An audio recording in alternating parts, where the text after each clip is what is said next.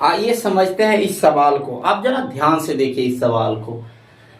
एक ऋणदाता ने पाया कि दर 13% से 12.5% तक बदलाव होने से उसकी आय 104 रुपया घट जाती है, तो उसका मूलधन क्या होगा। मैंने सारे सवालों में आपको बताया कि भाई जो मूलधन होता है, जो अपना धन होता है, वो हमेशा 100% होता है। क्या परसेंट होता है मेरे भाई? 100% होता है। आइए, एक ऋणदाता ने पाया कि दर 13% से 12.5% तक बदलाव होने में उसकी आय 104। भाई उसके आय में 104 रुपया की कमी आई। क्यों आई भाई? इसलिए आई है क्योंकि जो दर था, जो रेट था ना, वो रेट 13% से 12.5 हो गया। तो भाई हम ये कह सकते हैं कि उधर कितना घटा है। आप कहिएगा सर 1/2%। क्या हम गलत बोल रहे हैं या सही बोल रहे हैं? क्या आप समझ पाए इस चीज को?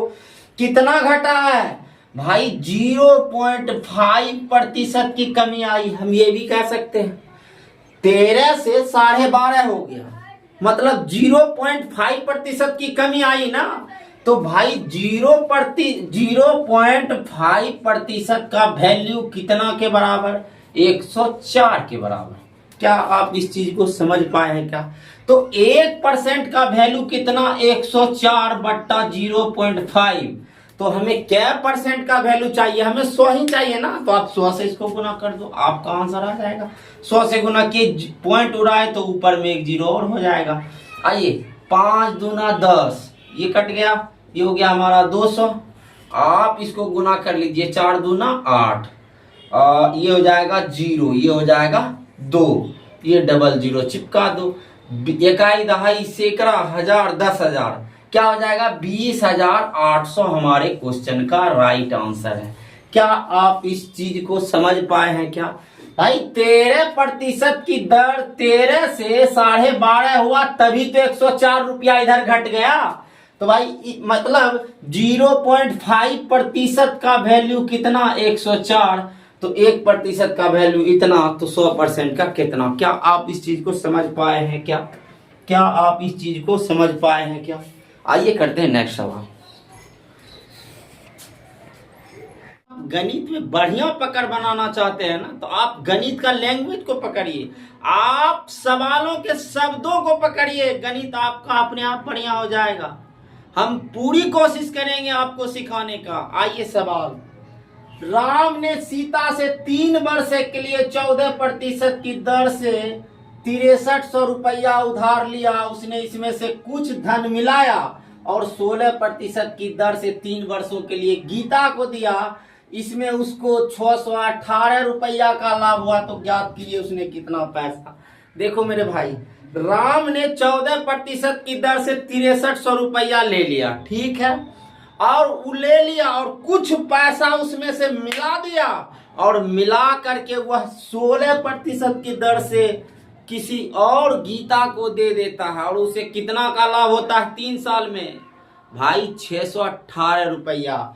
तो पूछ रहा है कि सवाल में कि जो राम है कितना पैसा मिला के लगाया था। समझ में पा रहे आप क्वेश्चन को? आइए करते हैं। देखो मेरे भाई, राम ने पैसा लिया था 14% की दर से, और उन्होंने लगा दिया किसी और को 16% की दर से। इसका मतलब सालाना इसको कितना लाभ हो रहा है राम को? सर कहिएगा आप 2% का। क्या सही बोल रहे हैं क्या भाई? 2% का लाभ होगा। कितना होगा? 2% का लाभ होगा। क्या समझ पाए? तो देखिए, कुल लाभ हो रहा है 618 रुपया। कितना? 618। तो 1 साल में कितना लाभ होगा? 3 से आप भाग दीजिए, 3 दूना 6, 3 छक 18, कितना? तो आप कहिएगा सर 206 रुपया लाभ होता है। कितना होता है साल में? 206 रुपया। लेकिन राम ने तो 14% की राशि 16% की दर से लगा दिया है। भाई 14% का रेट उन्होंने 16, इसका मतलब सालाना कुल धन पर राम को 2% का ही लाभ होगा सर। होगा कि नहीं होगा, फिर से समझिए। तो भाई 6300 का अगर हम 2% निकालते हैं तो कितना होता है भाई, 2 से ये कट गया, 3 दूना 6 और 6 दूना 12, भाई 126 रुपया। कितना, 126 रुपया।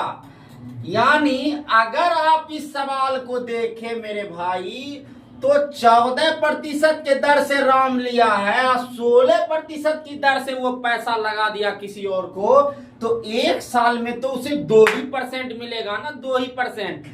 2% पूरे धन का लाभ होगा। हम कहें कि 126 रुपया का लाभ होगा, लेकिन यहाँ ऐसा नहीं हो रहा है, ऐसा नहीं हो रहा है। क्या हो रहा है, तो इसे सालाना जो है 206 रुपया का लाभ हो रहा है। आप इस देख सकते हैं क्या, 206 रुपया का लाभ हो रहा है। इसका मतलब क्या है, ये जो लाभ, ज्यादा जो लाभ हो रहा, होना चाहिए 126 रुपया ही लाभ। अगर इससे ज्यादा हो रहा है लाभ, तो इसका मतलब राम जो पैसा मिला करके लगाया था ना मेरे भाई, उसी के कारण ये लाभ हो रहा है।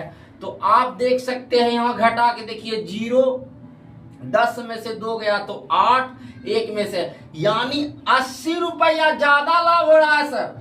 होना चाहिए था 2%, यानी 126 रुपया, लेकिन लाभ हो रहा है भाई 206 रुपया।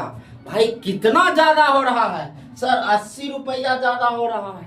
इसका मतलब 80 रुपया किस कारण से ज्यादा लाभ हो रहा है, क्योंकि राम ने जो धन मिलाया है ना, उसी के कारण ये हो रहा है। यानी 1 साल में 80 रुपया का लाभ हो रहा है। किसके कारण, जो राम जो उस धन में जो पैसा लगाया है ना, वो इसी के कारण, उसके जो पैसा उन्होंने जितना 6300 में जो मिलाया है ना, उसी के कारण ये ज्यादा हो रहा है। क्यों, क्योंकि 14% की दर से राशि को लिया और 16% की दर से, तो 2% लाभ होना चाहिए। लेकिन 2% तो सर 126 ही होता है ना भाई, 126 ही होना चाहिए, लेकिन हो रहा है 206।